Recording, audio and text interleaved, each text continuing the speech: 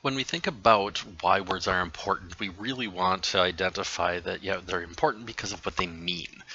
But figuring out the definitions for words isn't as easy as it sounds like it could be on face level. If you refer to your book on pages 180 through 185, we learned that there are actually three different types of definitions for any given word. And what we find out is that it's not that we can just rely on one of these definitions.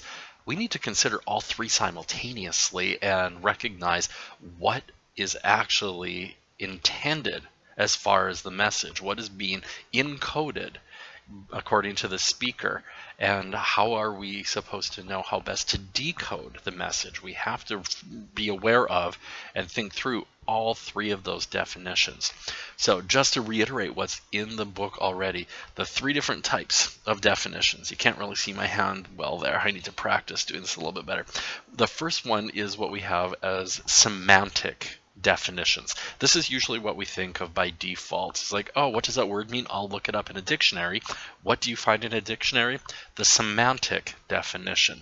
Sometimes when people argue and you know that somebody wants to win and it's not really going well, you sometimes will hear people say, oh, well, now you're just arguing semantics. And what they're really saying is that you're just trying to be really fussy about how you are defining a term. The actual merits of your argument probably aren't that strong or good. So people are getting nitpicky about what individual words mean according to the dictionary. Even within semantic definitions, different dictionaries provide different meanings.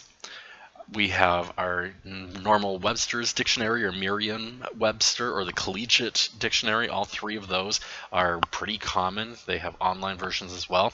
They give you a really common understanding of how words are used in the mainstream. If you want a specialized dictionary, you can go to medical dictionaries. You can find accounting and business dictionaries. If you want to know the history of words, that's the study of etymology, you'd probably use the Oxford English Dictionary. And I'll admit it, sometimes I don't know what slang is because I am old.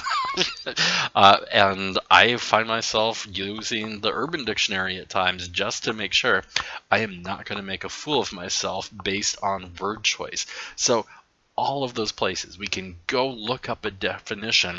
They are all semantic definitions, and that's one of the big places where our meaning of language comes from. Also, we can think about what things look like when we encounter text. We know that that's one of the channels of communication is using text, and punctuation, and something that the book doesn't really mention a whole lot, but I lump it in this category, text alteration. It can completely change what a message means. There's a really good example of how punctuation can drastically alter what is being said, even when the words are left identical. The power of a comma, a semicolon, a colon, quotation marks. I would add the text alteration to that too. When you see something is written in italics or bold or underlined, they are all ways of drawing different attention to the language and changing the meaning. And again, all of those things, the punctuation, capitalization, spacing, text alteration, those are all syntactic regarding the syntax of a word's meaning. The final category that we can think about is the pragmatic or contextual. It's the setting. It's like, oh, what did you mean? Oh, if you were there, you would have understood. You had to be in the situation or in the moment. And frequently we have really unique semantic definitions, syntactic definitions, but also pragmatic, depending upon what our relationships are. Do you have certain words that actually have a different meaning with certain friends? Like there's an inside joke or meaning? I know I do. The closer I am with people, the more shorthand language that we have.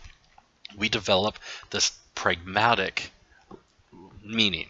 for language. It wouldn't mean the same thing if anybody else used that word, but because we use it the same way, it means something different. So those are three really, really key things to understand. We have to figure out when we encounter language what all three of those definitions are and which one is actually intended by the person who created the message that we are encountering.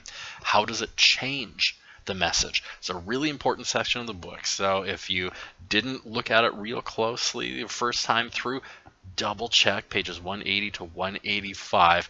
One of the key components that you're going to be working with in quizzes, exams, and some assignments. So please make sure it makes sense. Semantic, syntactic, and pragmatic. Sounds easy. I love those words. They have very distinct meanings, and figuring out what people actually are communicating is our job, and figuring out the role of these three definitions is one of the ways that we can further develop our communication skills and our cognitive complexity.